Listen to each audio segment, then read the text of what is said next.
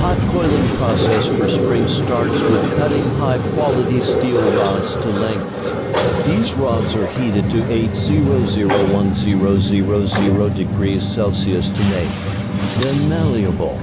Once heated, the rods are coiled into the desired spring shape using a coiling machine. After coiling, the springs are quenched in oil or water to cool them quickly, followed by tempering to relieve internal stresses. This process enhances their strength and durability, preparing them for further finishing and quality control.